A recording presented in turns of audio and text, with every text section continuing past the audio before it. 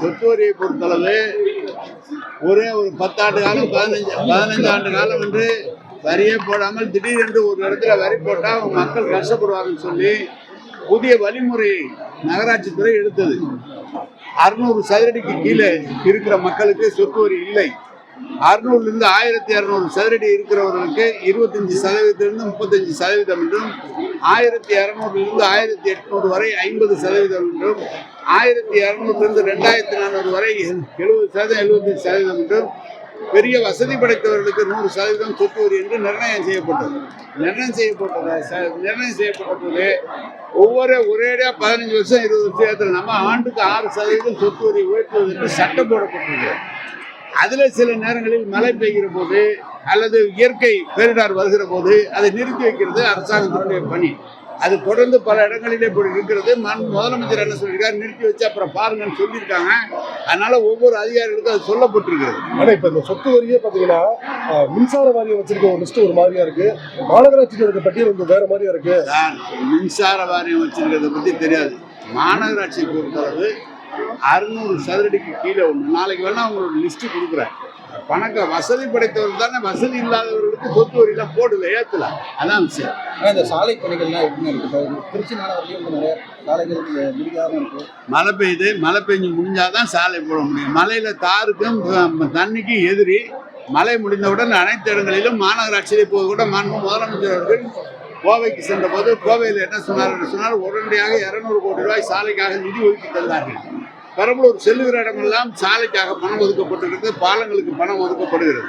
எனவே முதலமைச்சர் அவர்கள் அதை அறிவித்துக் கொண்டுதான் இருக்கிறார்கள். இந்த மழை பெய்கிற போது சாலை போட்டால் நிற்காது என்ற காரணத்தால் கொஞ்சம் தாமதமாகும். இப்ப சோதனை முயற்சியா நம்ம வந்து மேற்கு தொகுதியிலையும் தூவாக்குடி நகராட்சியிலையும் வந்து இந்த மீட்டர் பொறுத்துறோம் குடிநீருக்கு. இது வந்து முழுசா நம்ம அப்படி இல்லைங்க.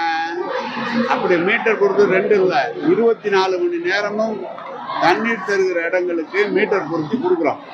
அது கோவையில் இப்போ ஆரம்பிச்சுதான், ஆவடியில் ஆரம்பிச்சுதான், திருச்சியிலையும் ஆரம்பிச்சிருக்கிறோம். ஒரு சில பகுதிகளுக்கு 24 மணி நேரம் குடிநீர் எங்கு வழங்கப்படுகிறதோ அங்கெல்லாம் மீட்டர் பொருத்தப்படுகிறது.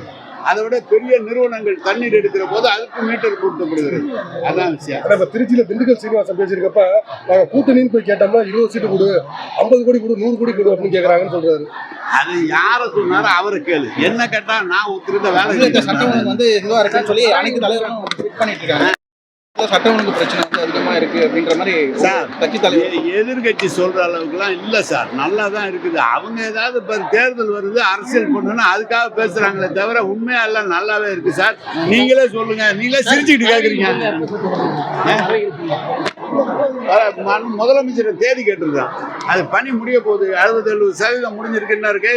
பஸ் ஸ்டாண்டு திறக்கும் போது எல்லாம் திருச்சியில பூரா ஓபன் பண்ணிடுவோம். திருச்சிக்கு வந்து வரதுக்கான திட்டங்கள் இருக்கான 5000 பேர் வேலை வாங்குற மாதிரி சிப்காட்ல ஒரு தொழிற்சாலை பேர் மறந்துட்டாங்க, பேர் சொல்ல முடியல. அங்க ஒரு தொழிற்சாலை கொடுத்துட்டாரு, ஆரம்பிக்க போறாங்க. முதல்வர் வருவதற்கு திருச்சிக்கு வரதுக்கான திருச்சிக்கு வராடா இல்ல மற்ற மாவட்டத்துக்கு போயிட்டு திருச்சிக்கு அடிக்கடி வரேன், நான் பின்னால வரேன்னு சொல்லியிருக்காரு. இப்ப நாளைக்கு இதுக்கு போறாங்க, விழுப்புரம் போறாங்க. விழுப்புரம் போனோன்னா வரிசையா வருவாங்க.